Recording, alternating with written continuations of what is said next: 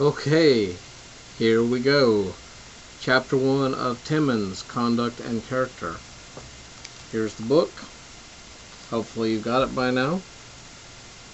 And you might have a different version, and that's fine. You'll just have to find out in the chapters the corresponding reading with what we're covering. So I got the 3rd edition. I think they're on the 4th or 5th by now. So Conduct and Character, and in the first chapter, what Timmons is going to do is he's going to talk about what are ethics, what is morality, kind of like I did in the intro video.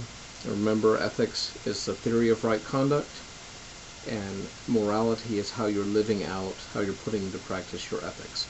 I mean, often the words are used as synonyms and interchangeably, and I'll probably do that occasionally myself, but at least for discussion in the class, it's helpful to have a distinction between ethics as theory and morality as practice. Now, the first chapter, Timmons, after defining what ethics are, and remember we also talked about there's two major categories. There's the deontological ethics, and there's the teleological ethics. Teleological has to do with consequences in results, where deontology has to do with kind of character or virtue, or this idea of you do what's right because it's right. Intention over consequences. Let me tell you a little story to illustrate what this would look like.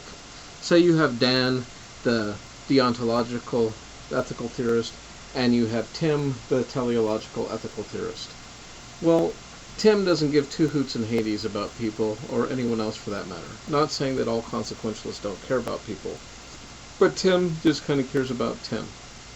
Well, one day Tim's stopped by to get some coffee, and the school bus driver pulls into his favorite donut shop, and he's on the steep grade, and below the grade is a busy intersection, and then there's a park and a lake.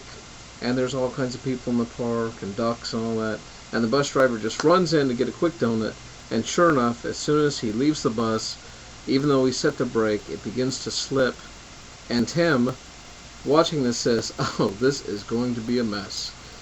And he's thinking about all the chaos that's going to ensue as that bus rolls down the hill and across the intersection and squishing ducks and going into the lake. And just then he noticed out of the corner of his eye that the Channels 5 news cam was down doing some special on old ladies feeding ducks in the morning at the lake. And he realized this was his chance for 15 minutes of glory. And so without any further thought, when that bus started to roll down the hill, he ran after the bus, jumped in the door, was able to bring it to a halt, saved all the kids, etc., and there he was on the evening news as this great hero. Well, a consequentialist or teleological moral theorist would say Tim did a highly ethical act. Even though his motivation was for his own glory or concern, the end result was he saved everyone on the bus, along with maybe people in the intersection or in the park, and even some ducks to go along with it. Well, a week later, same bus, new bus driver, you have Dan, the deontological moral theorist, and you have almost the same scenario. Unbelievably, even after what happened to the last bus driver, this new bus driver stops at the same donut shop, and he decides to go in and get a donut, and just like with the bus driver before him, the bus begins to slip.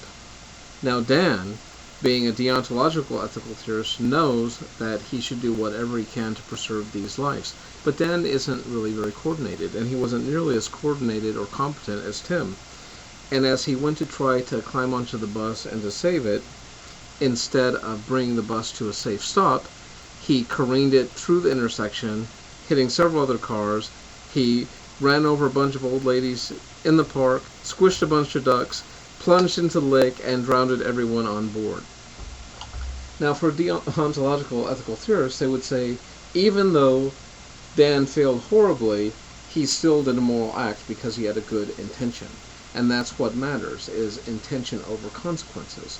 Whereas a consequentialist would say, not only was he incompetent, but he was immoral because he caused much harm than if he would have just minded his own business.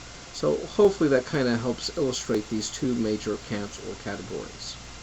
And then what we're going to get into next is how do you evaluate an ethical theory? And there's 5 steps that we're going to go through, and let me just go through them quickly.